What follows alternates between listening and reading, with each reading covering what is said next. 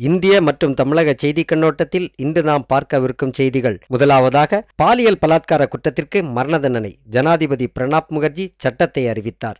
அடுத்ததாக, மு.க. அழகிரியின் வலதுகரமாக செயல்பட்ட பொட்டு சுரேஷ் படுகொலை, தமிழக வன்முறை அரசியலின் இன்னொரு விளைவு. மற்றும் இலவசங்களால் நாடு வளர்ச்சியடையாது என்கிறார் மத்திய நிதியமைச்சர் ப. சிதம்பரம். இறுதியாக, ஈழத்தமிழர் தொடர்பான இந்திய அரசின் நிலைப்பாட்டிற்கு எதிர்ப்பு தெரிவித்து பிப்ரவரி 5ஆம் தேதி ஆளுநர் மாளிகை முற்றுகை, வாழ்வுரிமை கட்சி அறிவிப்பு.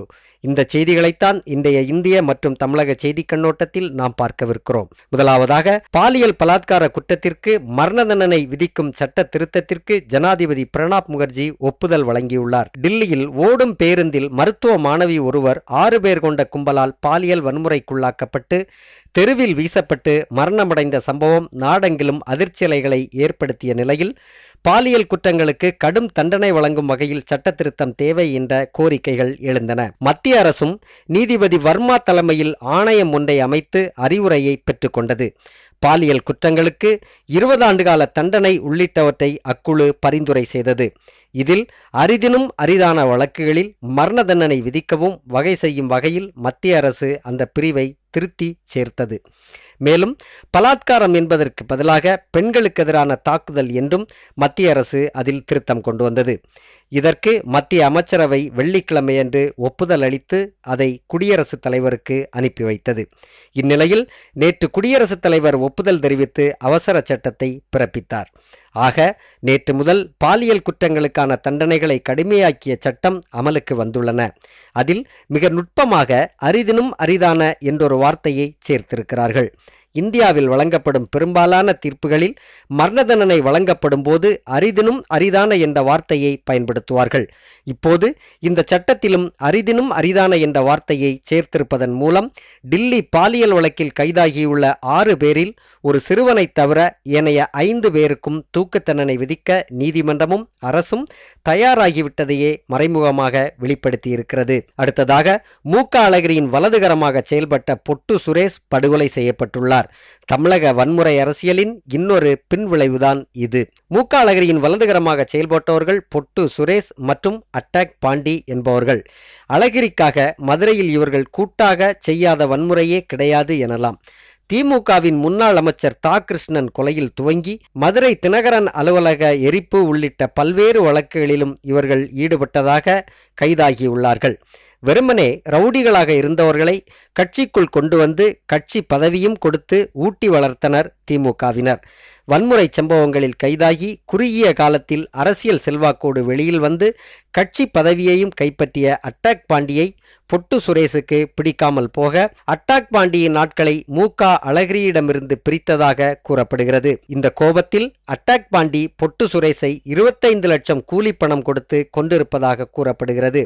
அட்டாக் பாண்டி கடந்த சில வாரங்களுக்கு முன்னர் மு.க. ஸ்டாலினை சென்னையில் சந்தித்தது குறிப்பிடத்தக்கது. ஒவ்வொரு கொலைகளின் பின்னாலும் ஒரு அரசியல் காரணம் உள்ளது. அதுபோலத்தான் பொட்டு சுரேஷ் கொலையிலும். முன்னரெல்லாம் கக்கனும் காமராஜரும் அண்ணாவும் பெரியாரும் அரசியல் செய்த தமிழகத்தில் இப்போது பொட்டு சுரேஷும் முட்டை ரவியும் அரசியல் செய்கிறார்கள். ரவுடிகள் அரசியலுக்கு வருவது 90களுக்கு பின்னர் உருவான கலாச்சாரம். முன்னரெல்லாம் ரவுடிகள் அரசியலுக்குள் வந்ததில்லை. பின்னர் புற்றீசல் போல புறப்பட்ட இவர்களின் தயவின்றி அரசியலே செய்ய முடியாத நிலை உருவானது. எம்எல்ஏ எம்பி பதவி வகிக்கும் அரசியல்வாதிகள் இவர்களை கவுன்சிலர்கள், பஞ்சாயத்து தலைவர்கள் என்று கீழ்மட்டத்திலிருந்து உருவாக்கி விடுவார்கள். இவர்களை அரசியலில் இருந்து தனித்து அழிக்காவிட்டாலும் இவர்கள் இந்த மண்ணை அழித்து விடுவார்கள். இந்த ரவுடிகள் முதலில் உருவாகாமல் இருக்க வேண்டுமென்றால் முதலில் அரசியல்வாதிகள் கொஞ்சம் நேர்மையானவர்களாக இருக்க வேண்டும். அடுத்ததாக, இலவசங்களால் நாடு வளர்ச்சியடையாது என்கிறார் மத்திய நிதியமைச்சர் ப. சிதம்பரம். ரெப்கோ வங்கி கிளையின் திறப்பு விழா சிவகங்கையில் சனிக்கிழமை நடைபெற்றது.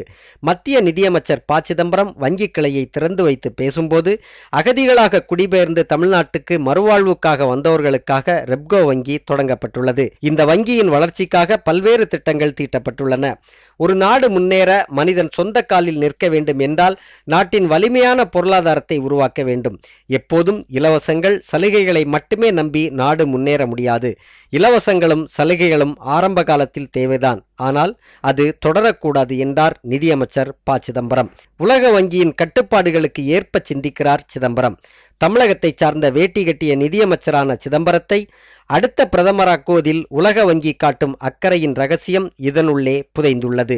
இறுதியாக ஈழத்தமிழர் தொடர்பான இந்திய அரசின் நிலைப்பாட்டிற்கு எதிர்ப்பு தெரிவித்து பிப்ரவரி 5ஆம் தேதி ஆளுநர் மாளிகை முற்றுகை, வாழ்வுரிமை கட்சி அறிவிப்பு. ஐநாவில் இலங்கை தொடர்பாக விவாதம் வரவிருக்கும் நிலையில் ராஜபக்சே இந்தியா வருகிறார். அவருக்கு எதிர்ப்பு தெரிவித்து வாழ்வுரிமை கட்சி தலைவர் வேல்முருகன் வெளியிட்டுள்ள அறிக்கையில், மத்திய அரசின் தமிழர் விரோத போக்கை கண்டித்து இந்திய அரசின் பிரதிநிதியாக தமிழகத்தில் பதவியில் இருக்கும் ஆளுநர் மாளிகையை வரும் 5ஆம் தேதியன்று காலை 11 மணியளவில் முற்றுகையிட்டு போராட்டம் நடத்தப் போவதாக அறிவித்துள்ளார். பிப்ரவரி 5ஆம் தேதி காலை 11 மணி அளவில் சென்னை சேப்பாக்கம் அரசு விருந்தினர் மாளிகை முன்பாக இருந்து ஊர்வலமாக புறப்பட்டு கடற்கரை வழியாக ஆளுநர் மாளிகையை முற்றுகையிட்டு போராட்டம் நடைபெறும் என்று அந்த அறிக்கையில் போராட்ட அறிவிப்பை செய்துள்ளார் வேல்முருகன்.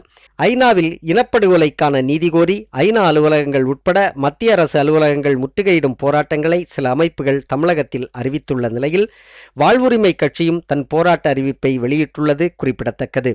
இந்திய மற்றும் தமிழக செய்தி கண்ணோட்டத்திற்காக சென்னையிலிருந்து அருள் எழிலன்.